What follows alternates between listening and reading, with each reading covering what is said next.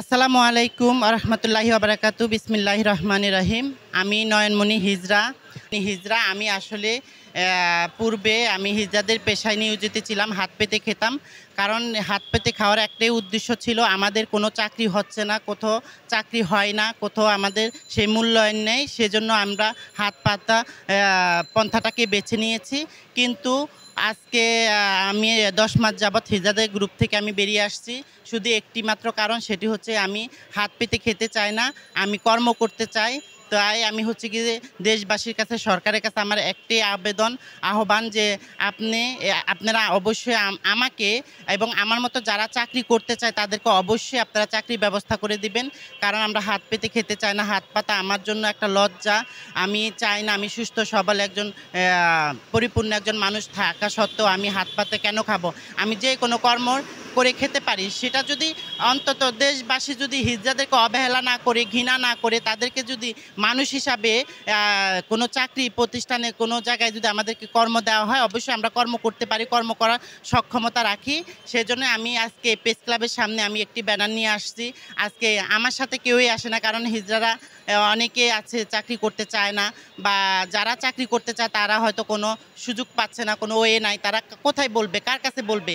তাই আজকে আমার নিজের একা উদ্যোগে আমি আসছি। আমি চাই আমার এই উদ্যোগটাকে সবাই সমর্থন করবেন, ভালোবাসবেন এবং অবশ্যই আমার জন্য একটা চাকরির ব্যবস্থা করবেন।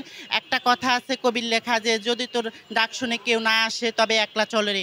সেই কথা চিন্তা করে আমি আজকে একাই আমি চাকরির জন্য প্রেস ক্লাবের সামনে আসছি, আপনাদের সকলের সামনে আসছি।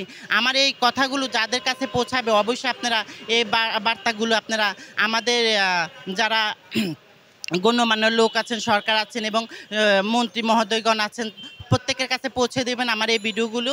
কেননা আমার এই কথাগুলো তাদের কাছে পৌঁছালে হয়তো আমার একটা সুরাহা কোনো কিছু হবে, আমার একটা গতি হবে, সেই আশা ব্যক্ত করে আজকে আমি এখানে আসছি। আপনারা অবশ্যই আমাকে ভালোবাসবেন, আমিও অবশ্যই ভালোবাসি এবং আমিও কিন্তু এবারের সংগ্রামে আমি একজন লোক, কারণ আমি একজন হিজড়া হিসাবে আমি ছাত্র জনতার সাথে আমি সোনিয়া আক্তার রায়ের বাগ যাত্রাবাড়ি এর মধ্যে আমি আন্দোলন করেছি। এটা আপনারা যদি তদন্ত করে দেখতেও চান সেটাও আপনারা দেখতে পারেন, কারণ আমার সেখানে সবাই জানে। কিন্তু সেটা বড় কথা না, সেটা একান্ত করেছি আমি দেশকে ভালোবেসে, দেশের মানুষকে ভালোবাসে, দেশের স্বার্থে, দেশের জন্য করেছি। তো যাই হোক, আমি দেশের একজন নাগরিক, আমাকে অবশ্যই আপনারা একটা চাকরির ব্যবস্থা করে দেবেন। আমি এখন একটা চকলেট বিক্রি করে খাচ্ছি, আমি রাস্তায় মার্কেটে দোকান আমি একটা চকলেট বিক্রি করে খাচ্ছি অলরেডি। আমি 10 মাস যাবত, আমার কীভাবে পেট চলে সেটাও তো একটা দেখার ব্যাপার আছে। হ্যাঁ, মানুষের একটা লাস্টের একটা অপশন থাকে যে হাত পাতা। আমি সেই হাত পাতাকে ঘৃণা করি, আমি সেই হাত পাতা চাচ্ছি না। সেজন্যই আমি চাচ্ছি আমার কোথাও একটা কর্মের ব্যবস্থা আপনারা দেশবাসী, সরকার আমাকে করে দেন, আমি যেন সেই কর্ম করে আমার নিজের জীবন চালাতে পারি এবং আমার বৃদ্ধ বাবা মা ফ্যামিলিকে যেন আমি দেখতে পারি। আমার ফ্যামিলিতে আমার বাবা আছে, মা আছে, আমার ভাই বোন আছে। আমরা 8 ভাই বোনের মধ্যে আমি থার্ড জেন্ডার হিজড়া।